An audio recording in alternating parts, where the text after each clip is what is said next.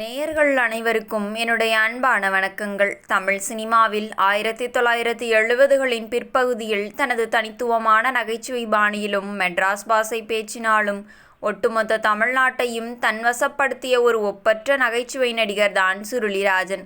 பத்ரகாளி, முரட்டுக்காலை, பொன்னகரம் என நூற்றுக்கணக்கான திரைப்படங்களில் நடித்து அன்றைய காலகட்டத்தில் கதாநாயகர்களுக்கு நிகரான ரசிப்புத்தன்மையை பெற்றவர். ஒரு கட்டத்தில் ரஜினி, கமல் படங்களை விடுத்து சுருளிராஜனின் நகைச்சுவைக்கே படங்கள் ஓடிய காலம் உண்டு. ஆனால் வெறும் 42வது வயதிலேயே இந்த நகைச்சுவை சக்கரவர்த்தி மிக கொடூரமான மறைந்து போன சம்பவம் தமிழ் சினிமாவின் பெரும் சோகத்தை உண்டாக்கியது. அதை பற்றித்தான் நாம் இந்த வீடியோவில் பார்க்க போகிறோம்.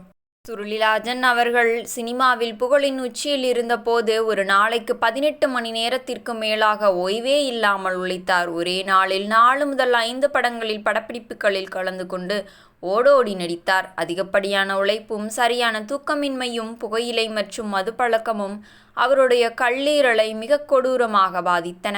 1980ஆம் ஆண்டின் மத்தியில் அவருக்கு கடுமையான கல்லீரல் செயலிழப்பு ஏற்பட்டது. மருத்துவர்கள் அவரை உடனடியாக படப்பிடிப்புகளை நிறுத்திவிட்டு முழு ஓய்வில் இருக்குமாறு எச்சரித்தனர். ஆனால் தயாரிப்பாளர்கள் அவரிடம் வந்து, உங்க காமெடி சீன் இல்லைனா எங்க படம் ஓடாது சார் என்று கெஞ்சிய போது தன் உடம்பின் வலியை பொருட்படுத்தாமல் மீண்டும் படப்பிடிப்பு தளத்திற்கு சென்றார்.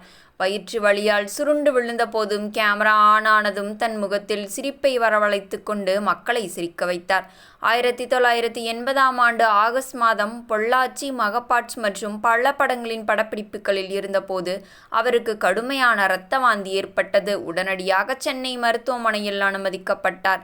தீவிர சிகிச்சை அளிக்கப்பட்டும் கல்லீரல் முற்றிலும் செயலிழந்ததால் 1980 டிசம்பர் 6ஆம் தேதி தனது 42வது வயதில் காலமானார்.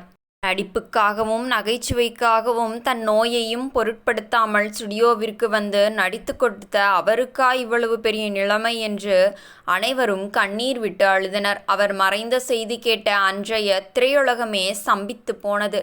அவர் இறந்து 2 ஆண்டுகள் கழித்தும் அவர் ஏற்கனவே நடித்து சென்று கொடுத்துவிட்டு போன பல படங்கள் தியேட்டர்களில் ரிலீஸ் ஆகி வெற்றியை பெற்றன.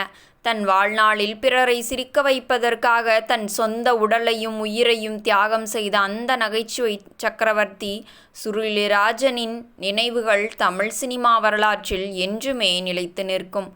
ஆம் மக்களே, இவர் நடித்துவிட்டு போன படங்களில் உங்களுக்கு மிகவும் பிடித்தமான படம் எது என்பதையும் மறக்காமல் கீழே கமெண்ட் செய்யுங்கள். இவர் நகைச்சுவையில் உங்களுக்கு பிடித்த நகைச்சுவை எது என்பதையும் மறக்காமல் கீழே கமெண்ட் செய்யுங்கள். இது போன்ற சுவாரஸ்யமான சினிமா ரகசியத்துடன் உங்களை மீண்டும் நாளை சந்திக்கிறேன். நன்றி, வணக்கம்.